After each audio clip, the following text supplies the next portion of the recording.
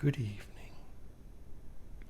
My name is Baba Ganoush, and welcome to Vintage Keys Studio. Today, we're not going to be looking at this Mordio keyboard. We're going to be looking at this little thing here. It's a MFB Synth Lite dating from 2003. There doesn't seem to be many of these around. I checked online and I found out sadly that the inventor recently passed away. His name was Manfred Fricker. He was a genius. He managed to recreate pretty much a Moog synthesizer, or certainly the sounds from one, inside these tiny little boxes. I always wanted a Moog when I was little, or a Moog. My ideal setup at home would have been piano, Hammond organ, Moog and a Mellotron of some description. And that's all I ever wanted. I never actually got a real Mellotron, sadly, although we have got room here, if anyone's got one. The G-Media M-Tron's very useful. We use that here a lot. When I heard about this in 2003, I snapped it up quickly because it was quite incredible. I've seen a few demonstrations of this synthesizer. It's great having a synth that will make sounds and just noises, but not many people seem to use them particularly musically. And the reason why I got this was because I wanted to be like Wendy Carlos and do like multi-tracked monophonic synth parts. And this actually led me on to make an album of pretend TV themes called Children's Television Themes from a Parallel Dimension, which I've mentioned before. But I use this thing as a timbre palette. So I thought I'd get through something and I'd want a nice bass sound. And I wouldn't know specifically what sound I was going to use, but I thought, well, I need something that's kind of like... And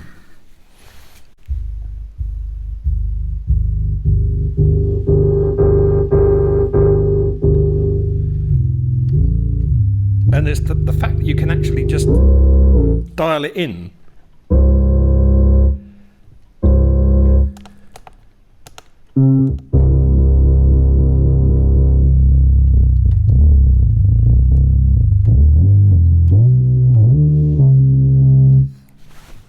And it's a very musical instrument.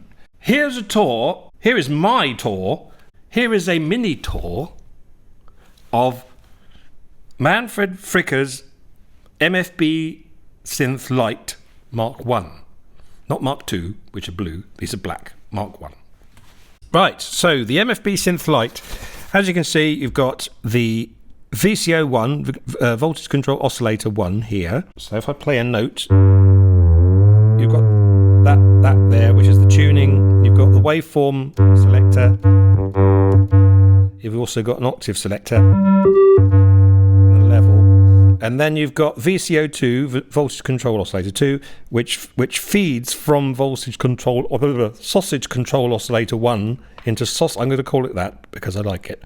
Sausage control oscillator 2. And then if you listen here, that one controls that. And if I bring that one in, you can hear that that's now got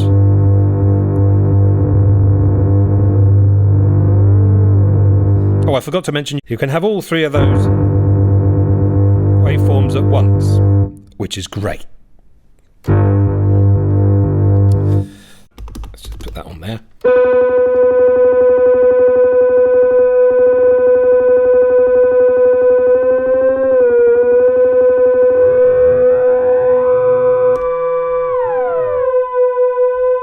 Right, so you can hear that. So VCO2, or sausage control oscillator 2,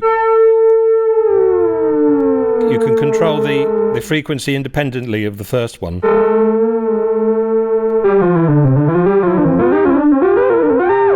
And this also has different waveforms and a quite useful ring modulator there as well.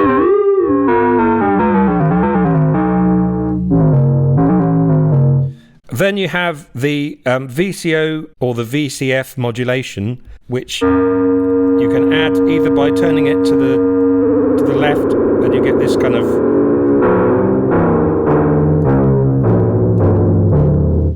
noise. And that's just a low frequency oscillator, or a LFO. You can hear there, and that's that waveform, and then this one.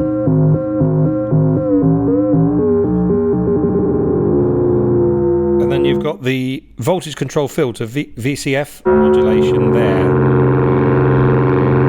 which is, that was from there.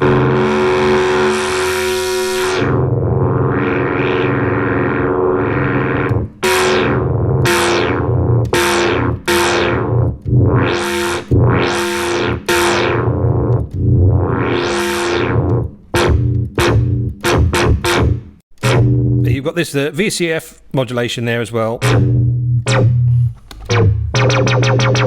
Okay, I won't go into too much detail there because I hate all that stuff, and you know, people know all about that anyway. Right, so let's just get this back to an.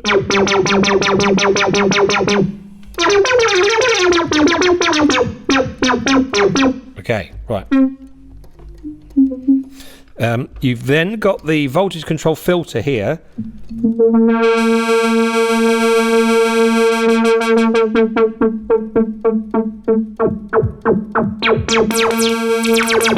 All sorts of silly noises there. But as you can hear, it's quite quite a wide range.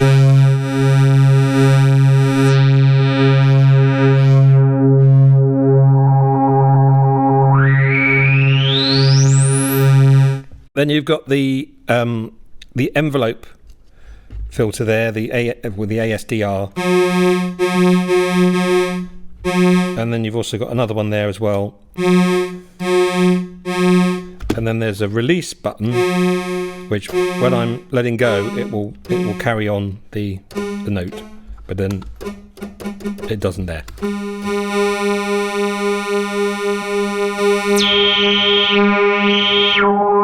So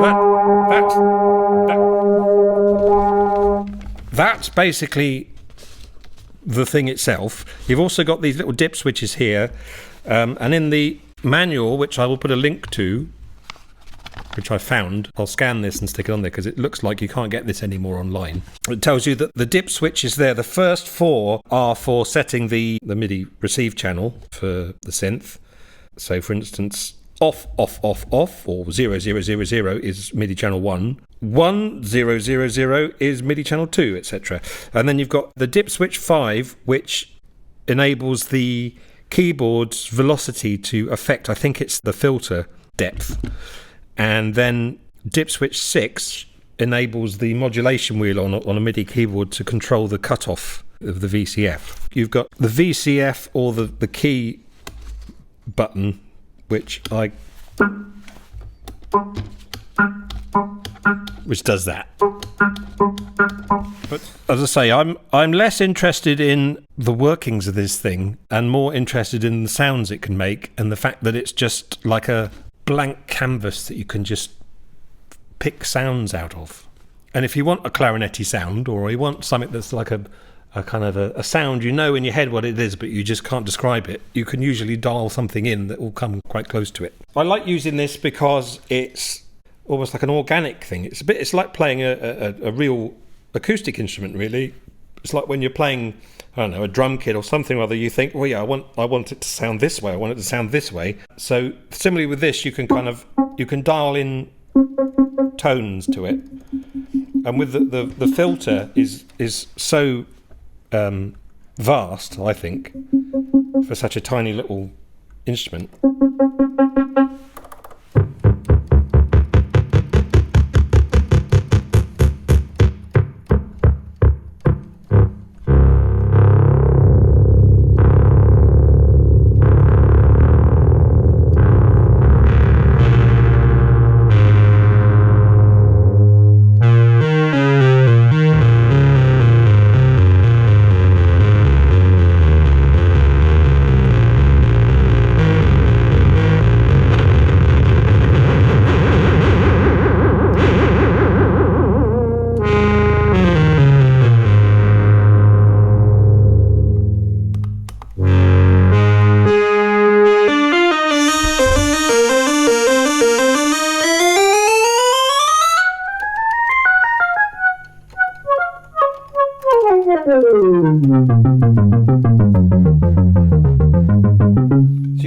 you could be Wendy Carlos to your heart's content.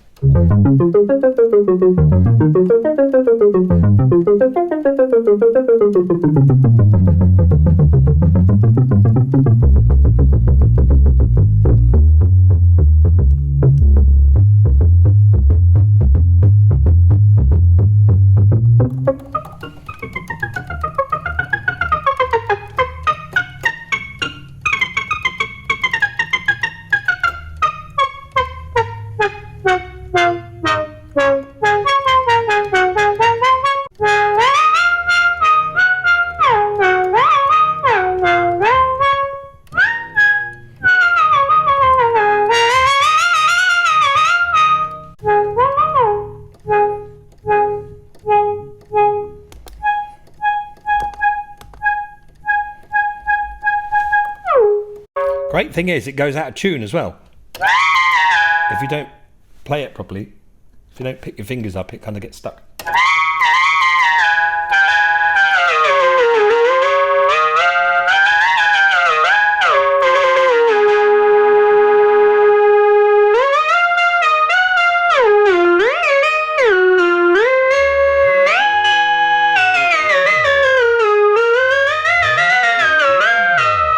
You can be Wendy Carlos to your heart's content.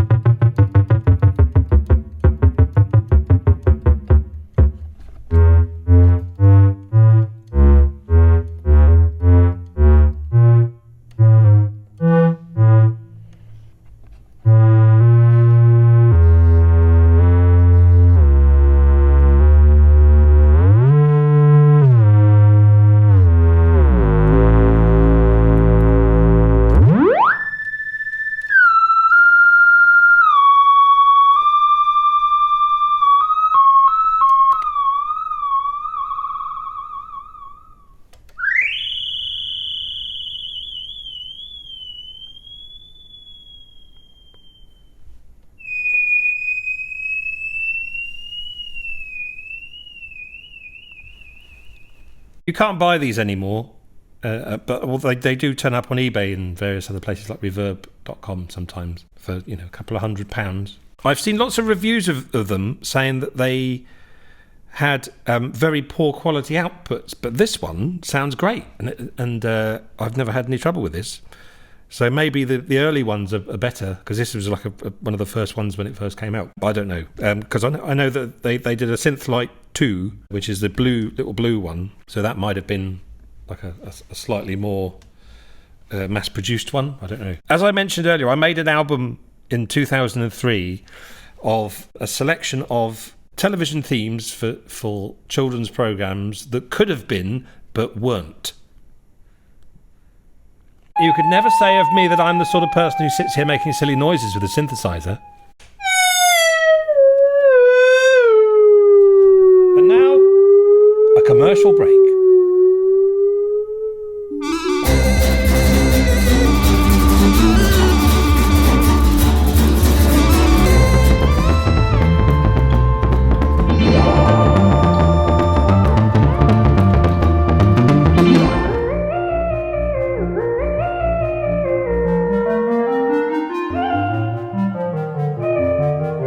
Shoes of a stork. He's got shoes in every city, he's got shoes in every port.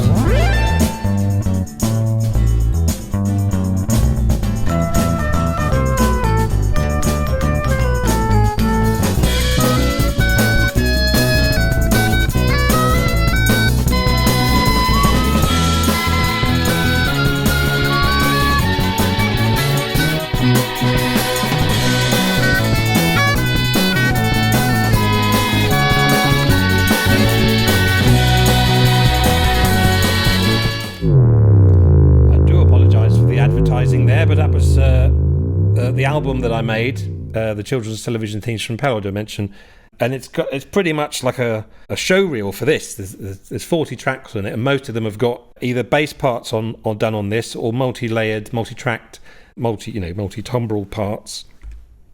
Some of the things I tried to do, like a switched-on Bach type sound. So I'd use like a bass sound, and then I'd use like a nice sort of synth solo sound, sometimes something with like a very sharp cut-off and a sharp decay. So it was just like a tick, tick, tick, tick, tick, tick. It took me a month to record the album, and I spent most of that month just in front of this, just fiddling with this thing. And it's brilliant because it doesn't remember anything either. So you switch it off and it will completely reset itself. So that's what I quite like about it, that it's just sort of, it's all to chance. And then you can write down the settings you've got to remember the sounds. I've tried playing live with it, and it was a bit of a nightmare. But then again, think back to people like Rick Wakeman when they used to use Moogs. I read somewhere that he once used to tour with 5 mini Moogs because he couldn't be bothered to program each one for each song. So he had one for each song he was going to play on it, because it was such a nightmare to remember how to do it. One piece of advice I'd like to give people when using any synthesizer, it's not all about what it can do. Some of it has to come from you as well, so it's how you use the thing. I could sit here all day just sort of...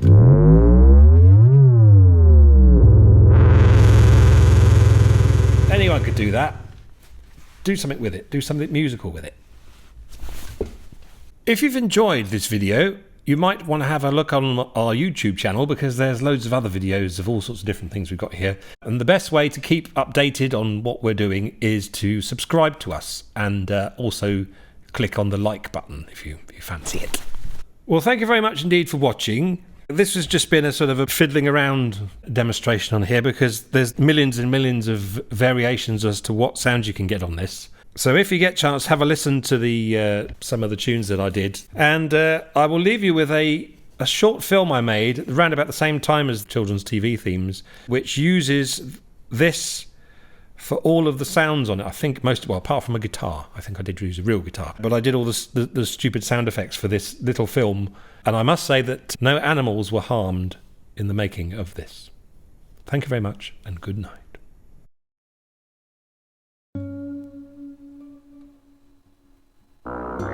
Ah, woodlouse! Woodlouse? Woodlouse!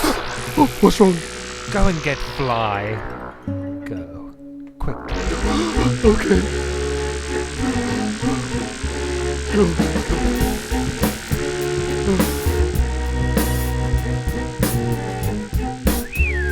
Fly. What? Spider wants to see you. Oh, God, not that tosser. Oh no, he didn't sound very happy. Oh, I think no. you better get down there quick. Oh. He was jumping about all over the place and he even, you know, twanged his web. Oh Christ!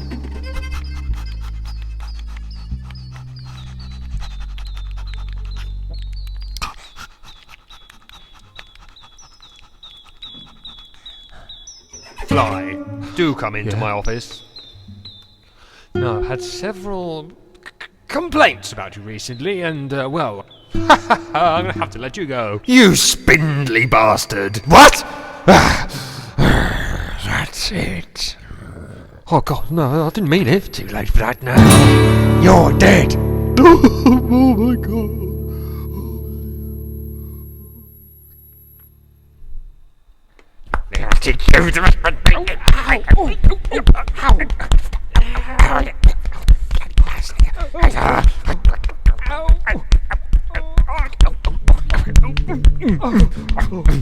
Oh, please. Spindly bastard, am I?